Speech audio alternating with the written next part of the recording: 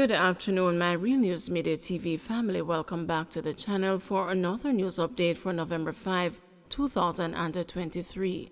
And in the news this afternoon, a 74-year-old St. Ann man drowns in tank. A 74-year-old man is suspected to have drowned in a tank in Monica, St. Ann on Saturday. He is Eustace Walters, otherwise called the Teddy, of Greerfield in St. Ann. Police say that around 2 p.m., Walters reportedly fell into a tank and drowned. The lawmen were called to the scene after residents stumbled upon his body. His body was retrieved from the water and was taken to the hospital where death was confirmed. St. Ann man charged with attempted murder after allegedly chopping another man with a machete. A 36-year-old man from St. Mary has been charged with attempted murder and assault at a common law following a chopping incident in the Highgate town center in the parish on October 30. Charged is Cleon Williams, otherwise called Gavin, laborer and a mechanic of Hibiscus Avenue, Highgate. Reports from the Port Maria police are that about 5:30 p.m., an argument developed between Williams and the complainant, during which he allegedly pulled a machete from his vehicle and chased him. The man fell to the ground and Williams proceeded to chop the man on his arm, severing it. He was assisted to hospital where he was treated. Williams turned himself over to the police on Thursday and was charged a day later. He is booked to appear in court on November 8. Puss charged with burglary and malicious destruction of property. A 28-year-old man from Manchester was charged with burglary and malicious destruction of property after he allegedly broke into a woman's house on June 9, 2022. Charged is Jerome Bailey, otherwise called Puss, of Pilar District, Prattville. Reports from the police are that about 2:09 p.m., a woman was awoken by a strange noise, made an alarm, and then saw Bailey pulling his hand out of her window and running away. She peered through the window and saw him allegedly making his way back to the house and shouted to him, causing him to run away a second time. According to the police, checks revealed that he had used a knife to cut open the window mesh of a French window to gain access to the house. The matter was reported to the police and an investigation led to Bailey's arrest on Wednesday, October 26. He was charged after he was pointed out on an identification parade on Friday. His court date is being finalized. Indicom probing fatal shooting of Trelawney man by off-duty cop. Investigators from the Independent Commission of Investigations are probing the fatal shooting of a man during an alleged altercation with an off-duty cop outside a nightclub in Falmouth, Trelawney, early Saturday morning. The deceased has been identified as 25-year-old Andrew Hall, unemployed of Scarlett Hall in the parish. Hall was reportedly shot by the cop about 5:10 a.m. and taken to the Falmouth Public General Hospital, where he succumbed to his injuries while undergoing treatment. The Falmouth police are investigating. Ammunition found in juice box in Kingston. 11 5.56 rounds of ammunition were found inside a juice box along a fence on Benbow Street, Kingston 12 on Friday. Reports from the Denham Town Police are that the ammunition was found about 4:30 p.m. during an operation in the area. No one was arrested in relation to the seizure. High-powered firearms seized during operation in St. James, one man in custody. A joint operation between the St. James Police and the Jamaica Defense Force led to the seizure of two high-powered firearms during a targeted operation on Salt Spring Road in the parish on Saturday. Reports are that about 4 p.m., the joint forces, who were acting on information, conducted a targeted raid in Scott's Yard, Salt Spring, St. James.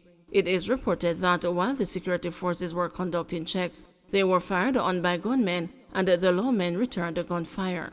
Once the shooting subsided and the checks were made after the area was secured, one AK-47 assault rifle, a Glock 19 pistol, and several assorted rounds of ammunition were seized. One man was taken into custody in connection with the seizure. The police said that a manhunt has been launched to apprehend the other gunmen who were involved in the shooting. They are also urging the public to come forward with any information that may assist in this investigation. Jamaican with extensive criminal history held by U.S. authorities. The United States Immigration and Customs Enforcement Agency says it has arrested a 45-year-old Jamaican national with an extensive criminal history spanning over 20 years. ICE said that the Jamaican's numerous aggravated felonies included attempted murder, robbery, weapons violation during a crime of violence, and the criminal sale of a controlled substance. He was arrested outside of his residence in Queens, New York without incident. The immigration added that the Jamaican, whom it did not name, will remain in custody pending deportation proceedings. Rather than take advantage of the opportunity afforded him to live in the United States and pursue everything this country has to offer, this individual chose to embrace a life of crime, said Enforcement and Removal Operations New York City Field Officer Director Kenneth Genalo. His repeated felonies prove that he is a threat to the community, so leaving him on the streets would compromise the safety of all New Yorkers. Our officers should be commended for their continued dedication to removing dangerous criminals from our neighborhoods, Genalo added. ICE said the Jamaican national entered the United States in New York as a lawful permanent resident on April 6, 1993. But on November 19, 1998, the Queens County Supreme Court convicted him for selling a controlled substance in the third degree and sentenced him to 6 years of imprisonment. On March 12, 1999, ICE said the Jamaican was convicted by the Queens County Supreme Court of attempted murder and robbery in the first degree and sentenced him to 12 years and 6 months of imprisonment respectively. On September 20, 1999, he was also convicted by the Nassau County Court in Long Island for the offense of robbery in the second degree and sentenced to 15 years of imprisonment. On November 10, 2022, the U.S. District Court for the Eastern District of New York convicted him of brandishing a firearm during a crime of violence and sentenced him to time served. ICE said the Jamaican national also has convictions in Pennsylvania for retail theft in 1997 and providing false identification to law enforcement drug possession in 2012. Former worker at a Portmore supermarket pleads guilty to theft of groceries. A former employee of a supermarket in Portmore, St. Catherine, has pleaded guilty to the theft of $65,000 worth of groceries. Andrew Bailey, 27-year-old of Waterford in Portmore, admitted to the crime on Friday and was remanded for sentencing in the parish court on November 24 for larceny as a servant. Sentencing is to be handed down by Senior Parish Court Judge Desiree Allain. The court heard that on October 9, Bailey was at work when he used a box to conceal a quantity of sausages, beans, and other grocery items and sneaked it past the cashier without paying. He was held by an alert supervisor. The police were called. Bailey was arrested and charged. Harborview residents and fishers report a fish kill. Residents of Harborview, East Kingston, has reported a major fish kill in their vicinity. According to the Harborview residents and fishers, over the last 3 days, large numbers of dead fish have washed up on the banks of Harborhead near the Harborview roundabout.